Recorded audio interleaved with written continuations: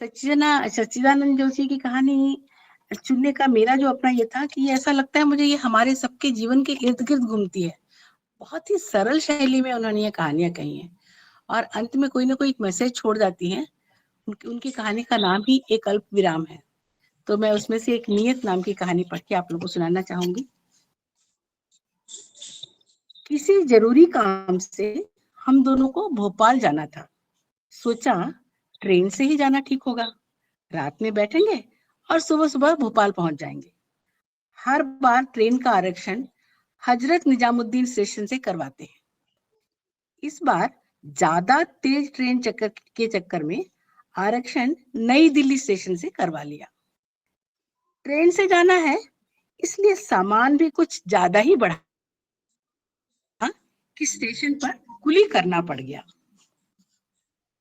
उस दिन स्टेशन पर भी गजब की भीड़ थी। वीकेंड तो था ही, उस पर छुट्टियां शुरू हो रही थी। ऐसा लग रहा था मानो पूरा शहर ही कहीं बाहर जाने निकल पड़ा हो। सामान उतारा और कुली को बुलाया। हमारे सामान को देखकर और हमारी असहायता को भांपकर कुली ज्यादा पैसे मांगेगा, यह तो निश्चित ही था। ऊपर से हमारा प्लेटफॉर्म भी बहुत दूर था। बड़ी हुज्जत के बाद सौदा 300 रुपए पर तय हुआ। हमारी मानसिकता भी 500 रुपये तो हमें बिल्कुल भी नहीं करते, लेकिन कुली को 300 रुपया देना उफ, बहुत अखर जाता है। ज्यादा सामान लाने पर पत्नी को ताना देने का एक बहुत अच्छा मौका मेरे हाथ लग गया।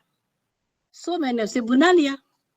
लो, तुम्हारी वजह से 300 रुपये देने पड़ रहे हैं कुली को। बार बार कहा है कि सामान कम कर लो, लेकिन तुम सुनो तब ना। 4 दिन के लिए जा रहे हैं, लेकिन लगता है जैसे महीने भर का सामान साथ ले लिया हो। अरे कहीं भी बाहर जाओ तो सामान लगता है जी, ये नहीं कि इधर उधर से मांगते फिर रहे हैं। मुझे नहीं अच्छा लगता किसी से कुछ मांगना। पत्नी ने अपना तर्क दिया।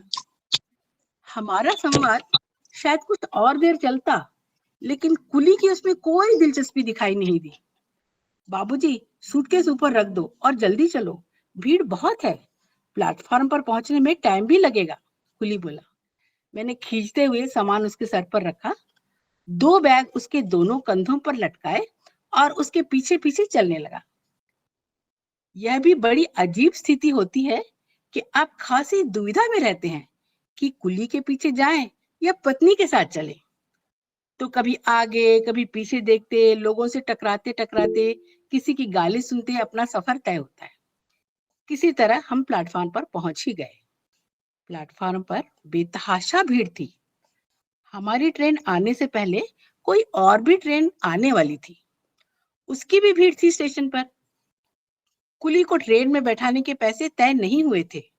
ट्रेन में बैठाने के 100 रुपये और एक्स्ट्रा मांग रहा था। इसलिए उससे कहा हमें डिब्बे के सामने ही छोड़ देना, जब ट्रेन आएगी हम खुद चढ़ा लेंगे सामान।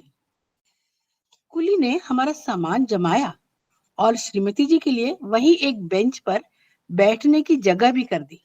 श्रीमती जी ने उसकी तरफ स्नेह भरी दृष्टि से देखते हुए आशीर्वाद भी दिया। मैंने उसे पैसे देने के लिए जेब में हाथ डाला और याद आया, अरे मेरे पास तो खुले पैसे ही नहीं है। स्टेशन पर आते आते एटीएम से पैसे निकाले थे, लेकिन वे सारे 2000 के ही नोट थे। 100 के 3 नोट न मेरे पास थे न श्रीमती जी के पास। भैया, खुले पैसे हैं क्या? मैंने कुली को 2000 का नोट देते हुए कहा। उसने नोट लिया और जेब टटोल कर देखने लगा। उसकी जेब में मुश्किल से 200 रुपए निकले। बाबूजी, बाबूजी आप बैठिए, मैं खुले करवा कर ले आता हूँ, कुली ने कहा। और इससे पहले कि मैं उससे कुछ कहता, वह तीर की तरह दुकानों की तरफ निकल गया। मैं भौचक्का सा देखता रह गया। पत्नी की समझ में कुछ नहीं आ रहा था कि हुआ क्या है। उसे ना बताऊं तो मुश्किल, और बताने पर तो मुसीबत है ही। फिर उसने कुछ देर मेरी बेवकूफी पर कसीदे कढ़े, फिर कुछ देर मोदी जी को भी डिनॉमिनेशन के लिए लपेटा, जिन्होंने छोटे नोट बंद कर दिए। फिर मेरी बेवकूफी का भी मजाक यह कहकर उड़ाया कि लो, 200 रुपये बचाने के चक्कर में 2000 का चूना लगवा बैठे। पत्नी की बातों का तो मैं आदतन भुगत लेता, लेकिन मेरी भी थोड़ी चिंता बढ़ गई थी। जब प्लेटफॉर्म पर एक ट्रेन और आ गई और खासी रेलम पेल बचने लगी, मेरा दिल अब सचमुच डूबने लगा था। इसी उकताहट में पत्नी के प्रश्न, उस कुली का बैच देखा था? क्या बैच नंबर था? तुम्हें तो ठीक से चेहरा भी याद नहीं रहता। बस इन बातों ने आग में घी का काम किया। मैं उस पर भड़क उठा। अब क्या मैं कुलियों के बैच देखता फिरता हूँ? अरे नहीं याद रहता बैच नंबर देखना, और सूरत क्यों देखूं उसकी? मुझे क्या लड़की ब्याह नहीं है उससे? तैश में मेरी आवाज कुछ ज्यादा ही ऊंची हो गई थी। आसपास भले लोग भी मुड़कर देखने लगे। ऐसे भी कोई स्वयं स्फूर्त समाज सेवक बीच में नाक ना घुसेड़े तो बात ही क्या है। अरे क्या हुआ भाई साहब, क्या हुआ? कहकर एक साहब ने हमारे जख्म कुरेदना शुरू किया।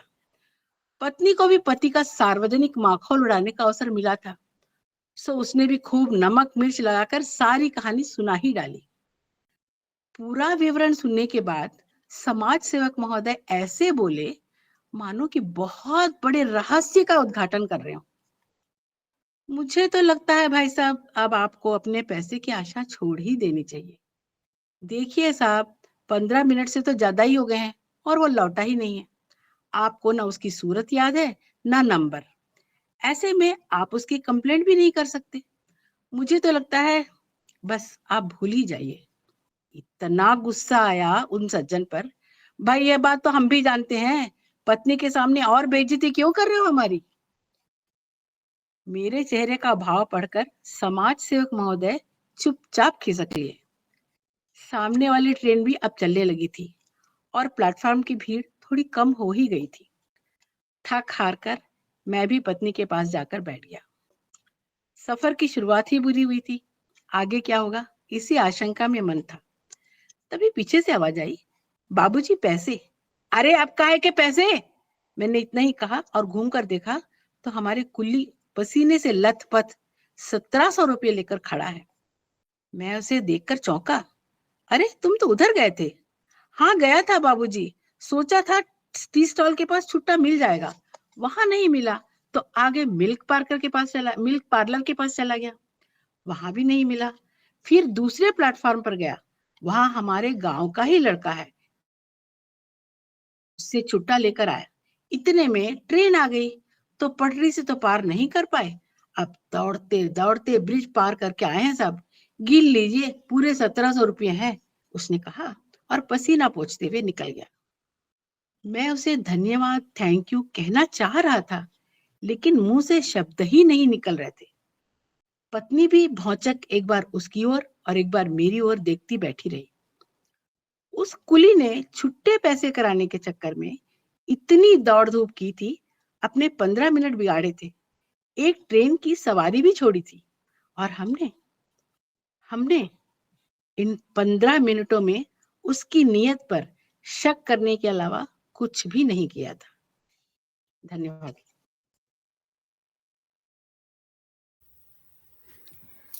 तो मंजू जी, आपने बड़े ही सादगी से कहानी स्टार्ट की और बिल्कुल ऐसा लगा ही नहीं कि आप ये फर्स्ट टाइम पढ़ रही हैं। बहुत ही बढ़िया से आपने ये कहानी का वाचन किया है। मतलब मैं तो फैन हो गई आपकी, बहुत ही बढ़िया से। और काफी हमारे जितने भी लोग ऑडियंस, हमारे जितने भी साथी बैठे हैं, वो भी बहुत एंजॉय कर रहे थे इस कहानी को। बहुत अच्छे से वॉइस मॉड्यूलेशन वगैरह किया आपने। थैंक यू, धन्यवाद। जी। तो हमारे कुछ साथी हैं जिन्होंने हैंड रेज भी किया है, जो कुछ आपसे बातचीत करना चाहते हैं। तो जी, नुपुर जी, माइक जैसे अनम्यूट कि पारुल जी ने कहा, मंजू जी बहुत अच्छे से कही आपने कहानी। बिल्कुल ऐसा लग रहा था, समझ नहीं आ रहा था कि खुद पढ़ रहे हैं कि सुन रहे हैं।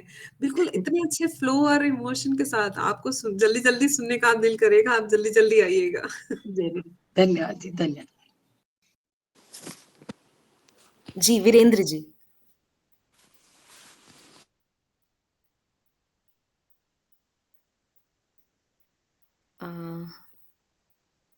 वीरेंद्र जी, आपको आवाज आ रही है? आपने हैंड रेज किया है। फिर नमिता जी से सुनेंगे। अच्छा, वो शायद गलती से हो गया था। जी नमिता जी। जी मंजू जी, बहुत ही प्यारी, तो सब लोगों ने तारीफ की, आपने बहुत प्यारी सुनाई है। आप प्लीज इसको कंटिन्यू रखिएगा, आप इसी तरह सुनाती रहिए। दूसरा, मैं व्यक्तिगत रूप से आपको धन्यवाद दूंगी कि मैंने इन लेखक को, सच्चिदानंद जोशी जी को अनफॉर्चुनेटली बिल्कुल नहीं पढ़ा है। तो अब मैं जरूर पढ़ूंगी। आप इनकी किताब का नाम और एक बार बता दीजिए मुझे। मैंने कहानी का नाम तो लिखा है नियत। जी, इनकी जो इस बुक का नाम है कुछ अल्प विराम। अच्छा, कुछ अल्प विराम। हाँ, ये सारे के सारे कहानियां ऐसी हैं कि लास्ट में एक अल्प विराम छोड़ जाती हैं, कि हमें सोचने पर मजबूर कर देती हैं कि हमने क्या किया तो क्या किया। इसलिए क्या शायद इन्होंने अपनी किताब का नाम कुछ अल्प विराम रखा है। ये he is a very famous story writer, काफी इन्होंने निर्देशन किया, आप जरूर पढ़िएगा जरूर, तो अच्छा लगेगा। बिल्कुल बिल्कुल। बड़ी प्यारी और सादगी से, सच बात है कि ऐसा होता है हमारे साथ कि हम हमारी संदेह का जो एंटीना है वो हमेशा खड़ा रहता है, और दुर्भाग्य से उन लोगों की तरफ होता है जो जरूरतमंद है। हमने ये हमारे माहौल में, हमारे आसपास, हमारे खून में भी, अगर मैं कहूँ तो आपत्ति नहीं होगी, कि ये रच बिल्कुल बच गया है कि जो जरूरतमंद है वो कुछ भी कर सकता है। सच और जबकि समाज में अगर देखा जाए तो सबसे ज्यादा धोखाधड़ी, सबसे ज्यादा लूट मार वो व्यक्ति कर रहे हैं जिनकी जेबें और पेट भरे हैं। भरी हुई है। बिल्कुल। सच बात, बिल्कुल सही कह रहे हैं आप। पर हमको इस सोच को बदलना पड़ेगा। डेफिनेटली आपकी कहानी जो है वो इस चीज की तरफ इशारा करती है कि अब बस बहुत हो गया, हमें अपनी सोच को बदलने की जरूरत है। बिल्कुल सही कह रहे हैं। जी आरती जी। सभी को नमस्ते। मंजू जी, बहुत अच्छे से आपने कहानी सुनाई, और कहानी भी इतनी सरल और जैसे हम सबसे जुड़ी हुई कहानी थी वो। और ऐसा लगा कि जैसे एक सीन है वो शायद हमारे साथ भी हुआ है या सभी के साथ हुआ है।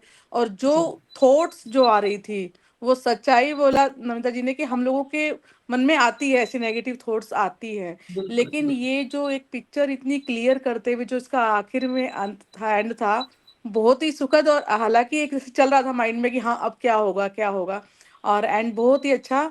और मंजू जी, जैसे आपने कहा कि आपने कहानी पहली बार सुनाई है, तो बहुत ही अच्छी कहानी सुनाई आपने। और थोड़ा सा कॉन्फिडेंस हमारे अंदर भी आया, क्योंकि हमने भी कोई कहानी नहीं सुनाई। कभी सोचते हैं सुनाने का तो लगता है कि हाँ कोशिश करेंगे तो हो सकता है, लेकिन ऐसा बिल्कुल भी नहीं लग रहा था कि आपने पहली बार सुनाई है। बहुत ही अच्छे तरीके से उतार चढ़ाव सब बिल्कुल उसका ध्यान रखते हुए, कि ऐसा लग रहा था कि एक भी शब्द हमसे छूटे ना बिल्कुल भी। बहुत बहुत धन्यवाद, बहुत अच्छी कहानी। Thank you. धन्यवाद जी, आपको धन्यवाद। थैंक यू जी, तो बिल्कुल आरती जी ने जैसा कहा कि मंजू जी आप हम लोग को इंस्पायर भी कर रही हैं, जो लोग कहानी नहीं सुनाते हैं पर सुनाना चाहते हैं, तो एक बहुत बढ़िया इंस्पिरेशन भी आप हम लोगों के लिए बन रही हैं। तो थैंक यू मंजू जी कहानी शेयर करने के लिए। जी विजय लक्ष्मी जी, आप भी कुछ बात कहना चाह रही हैं? जी, बहुत ही बढ़िया कहानी, बहुत अच्छी थी, खूबसूरत कहानी। और उससे अच्छा जो था वो आपका सुनाने का बहुत ही प्यारा तरीका, जो बहुत अच्छा लगा। आपने बहुत ही सादगी से इतनी मतलब बढ़िया तरीके से कहानी सुनाई कि जैसे आरती जी भी कह रही थी कि आगे सुनने का मन कर रहा था कि अब आगे क्या होगा। तो हम अपने विचारों में कुछ भी धारणा बना लेते हैं किसी के लिए भी। तो नमिता जी ने भी कहा कि उसे हमें बदलने की जरूरत है, और कहानी सही में बहुत अच्छी है और बहुत प्रेरणादायक। Thank you. थैंक यू, धन्यवाद।